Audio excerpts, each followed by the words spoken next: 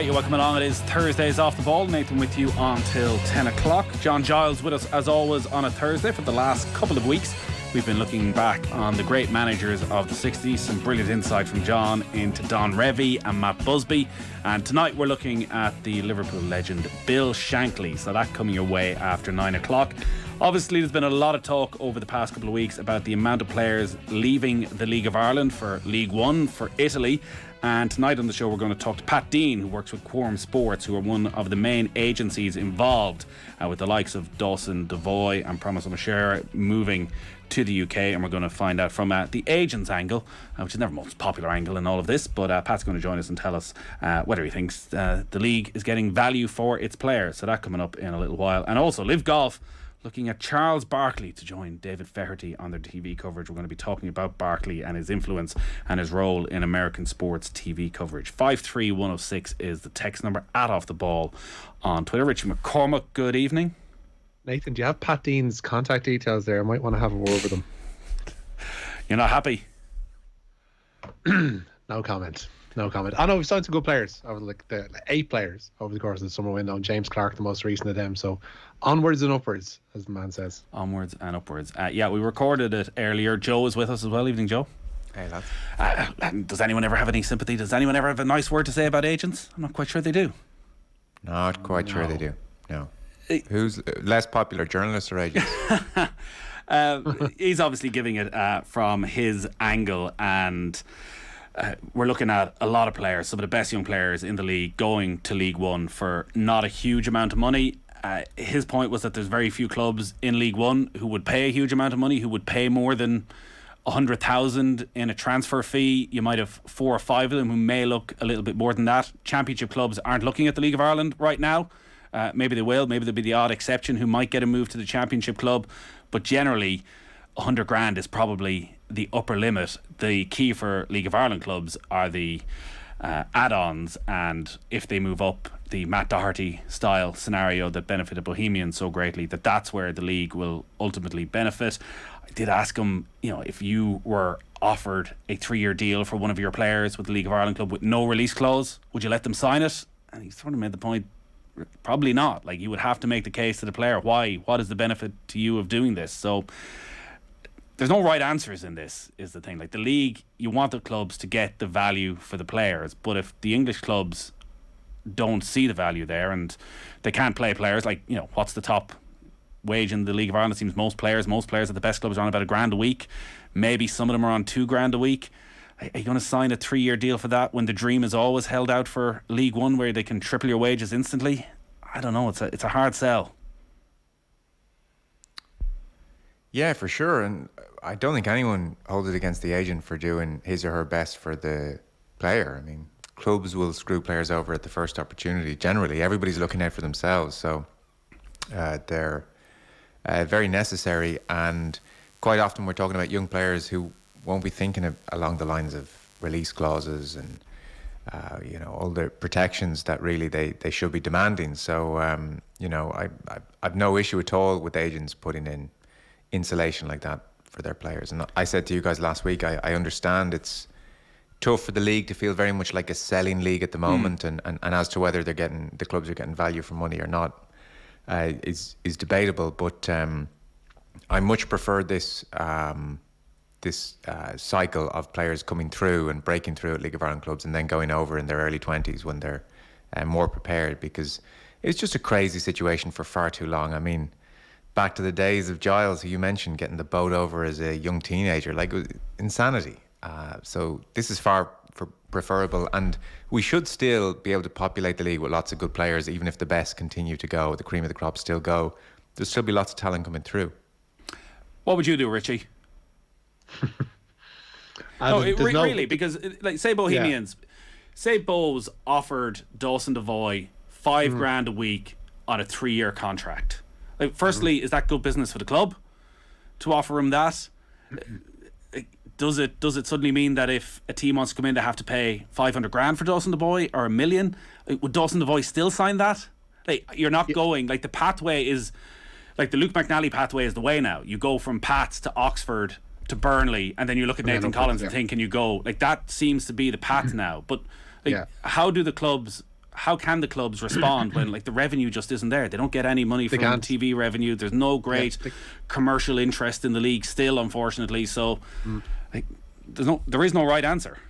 No, there is none. Until there are those revenue streams, that they're always going to be put in a position whereby they're put over a barrel by these agents who are well aware of the prize money that the teams earn and the teams can earn if they do progress in Europe, if they happen to be in Europe, versus what that would be worth compared to, you know, transfer fee of a player. So the agents are clued in here. They know exactly how much these players are worth to the teams in terms of, you know, what they're going to get versus a league placing or a placing in the FAI Cup or a placing in Europe. So it's just like we were talking to Vinny Perth about it a couple of weeks ago, and he gave a really good insight in that like the agents are calling the shots here. Like it's 100% an agents market at the moment, and there's nothing that can be done about that until teams are in a position to have 6,000-7,000 in the gate everywhere every week, and to have a TV deal that's actually worth something, and never mind not worth anything, and then have two commercial interests on top of that. So all of those houses need to be furnished first of all before we get to turn the tide on the agents kind of using this as a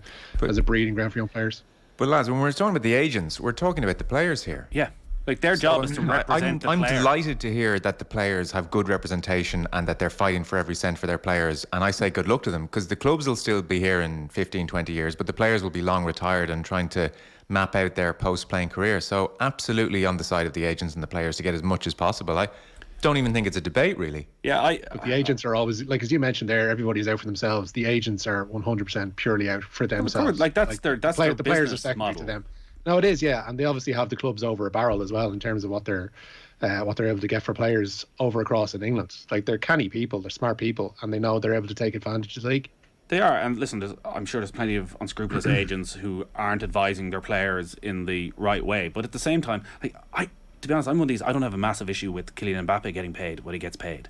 Like there's so many players who were screwed over at every level from under 13, 14, 15, 16 who were dumped by clubs, that the guys who make it deserve everything that they can get.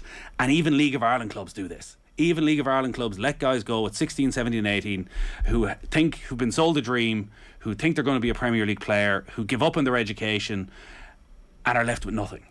So for the guys who can make it, go and make it and take advantage. And you know, if you need an agent to represent you who can get you the best possible deal, well and good. Yeah, totally. I don't even think it's a debate. Is the issue here that the League of Ireland clubs feel they're being mistreated somehow?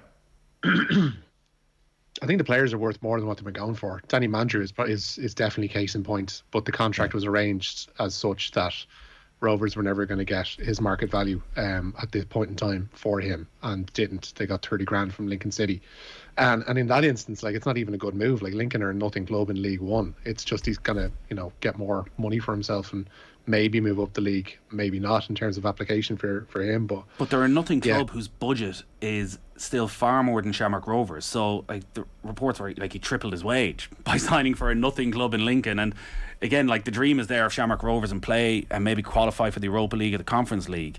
But again, it may go well for Danny Mandrew. Like, he's incredibly talented, and next thing he's playing in the Championship, and he's probably quadrupling his wages if he's playing in the Championship.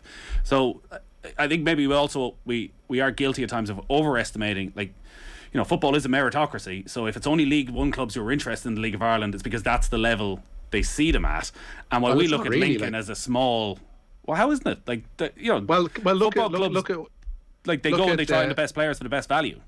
But like Crystal Palace have bought from the League of Ireland from Drogheda United in the past 12 months. Blackpool are a Championship club, and they're going to snap up Andy Lyons before this transfer window is through. So it's like, it's not true to say that's just League One clubs that are in for these players. But the vast majority, and like Andy Lyons has been the best player in the league this year, and he's going to a Championship club. But like, you will go to the level. Like, there's nothing underhand going on that certain clubs aren't interested for any reason with the League of Ireland. Like, they're going to League One. Danny Mandrew is at a League One club because that's the highest level he could go to right now. It's not to say he won't go on and kick on from there. Well, a higher level German club were interested in him and saw the contract and saw the escape clause and thought, well, there's no way that this can be possibly true. This is too good to be true. And the League One teams are getting too good to be true deals at the moment. Yeah, I don't know. Again, without seeing the exact contract, I just think like football is that you end up at your level and you get to the highest possible level and earn as much as you possibly can. And if there's a bit of romance in there for some of them, well and good, but like, it'll be great if Andy Lyons goes to the Championship and that Rovers get a decent fee and maybe Bows get a bit out of it as well and everybody benefits. It'd also be great if Andy Lyons stays. Like, he was out in Tala on Tuesday night. He was exceptional in the first half. Like, he was the key man from where he was in the first few games for Rovers when you were thinking, geez, what's going on here? And it'd be a dire shame for the league and for Rovers if he goes in the middle of a European campaign when there's so much momentum behind him at the moment. But like, that is football at every level. So listen, we'll talk to Pat Dean. That's coming up at 7:30. I think we're going to hear from him. But listen, it's not all doom and gloom, because we're going to go to Sligo, who are playing in the Europa Conference League qualifiers. They're 1-0 up from the first leg against Motherwell, and we got some good news for you. Alana Cagnana's on the line. Hi Nathan, Sligo Rovers 1, Motherwell 0 here at the showgrounds. Shane Blaney free kick in the second minute. It was a beautiful strike from 25 yards, and he slipped it into the top corner to send the showgrounds into an absolute frenzy here. That now marks the score at 2-0 on aggregate to John Russell's men, who of course pulled up a 1-0 win away from home last Thursday. That goal there coming from Mullingar man Aidan Keena, and there was of course chances to extend the lead even further there, to stand out being a Max Mata header that had many calling for a penalty when the ball struck the defender's hand, but it wasn't given.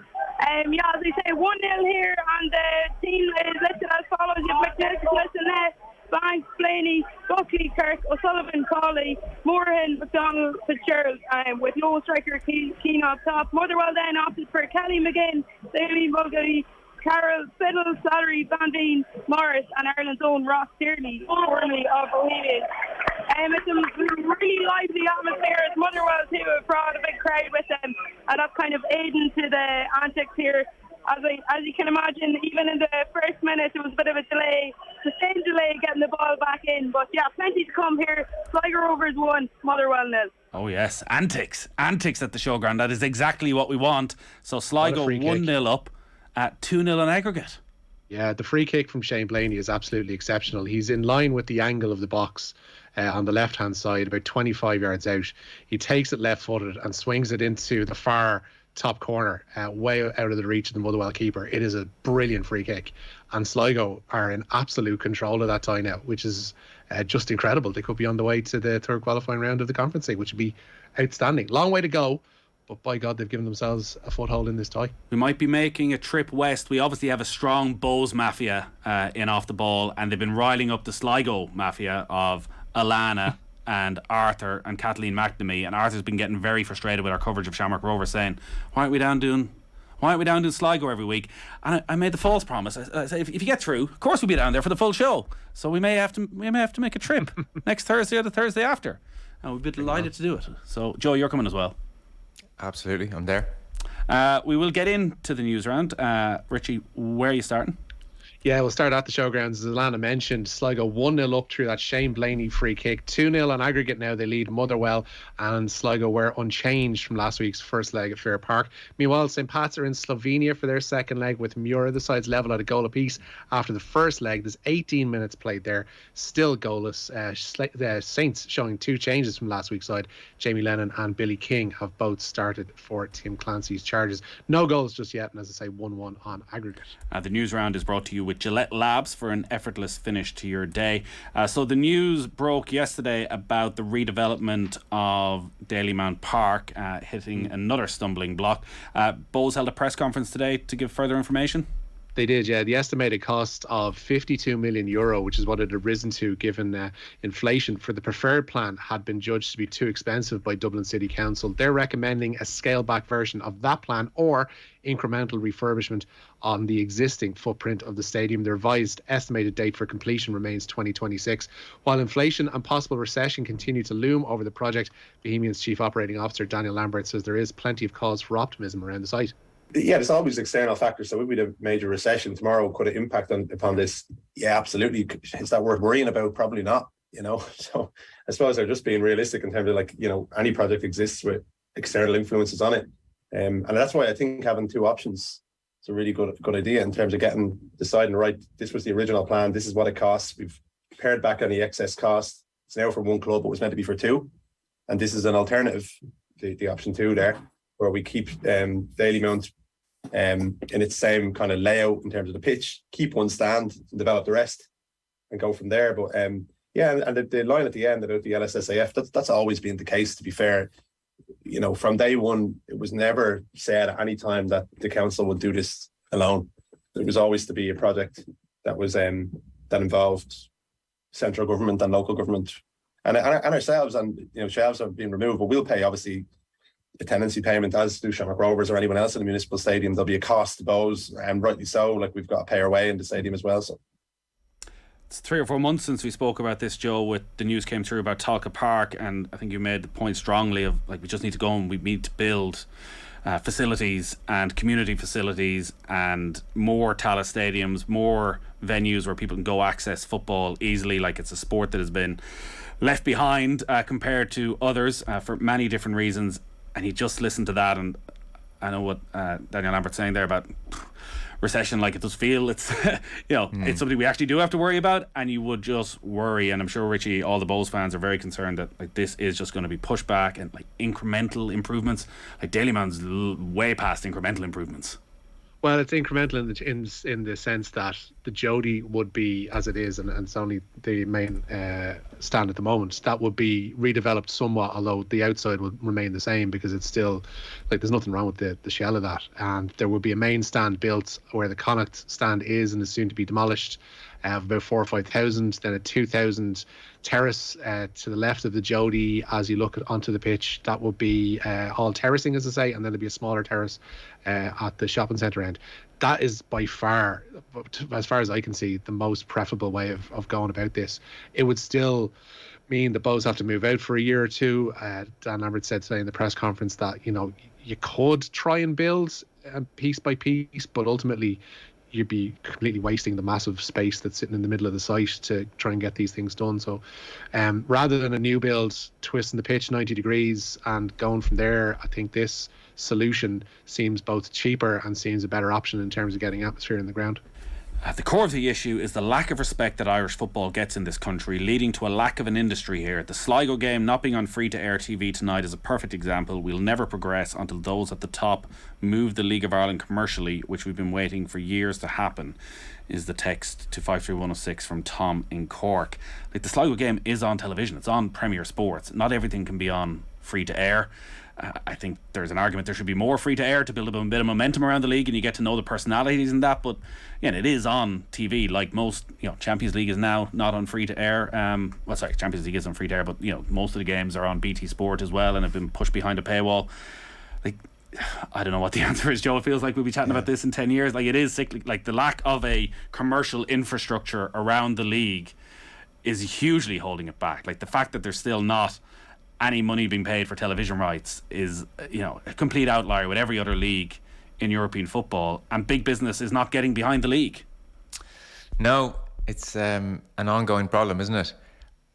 It's a pity in particular that the European games don't find their way onto free-to-air, because I think they are the marquee games in League of Ireland that reach out and grab the floating voter who mightn't necessarily watch the Friday matches across the course of a season. But those European runs, not least Dundalk a couple of years ago, really capture the imagination. And even Sligo tonight against Motherwell, that has a certain lure, I think, where people would stop and have a look at that. And similarly, I know you were at Tallaght Stadium the other evening, and I'm sure RTE would have shown that, maybe even if it had been at 2-0 rather than 3-0, and nobody was going there expecting a miracle. But like, that was one of the best games of football I've gone to see in a long time. Like, the energy from the crowd, the attitude that Shamrock Rovers brought to the game, it was end to end. Like, people go on about quality and levels and all that. Like, it was an exciting match. Like, you couldn't but have enjoyed it. And that's the sort of thing that people look at and go, geez, I want to go to that, I want to see that, I want to be involved in it.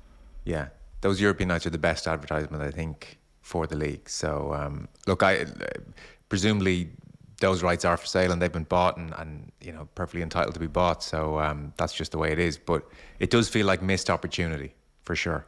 You have a couple of other bits of League of Ireland news, Richie. Yeah, Shamrock Rovers themselves assigned Daniel Cleary, the former Dundalk defender, was released by St Johnstone earlier this week. Rovers need defensive cover, of course.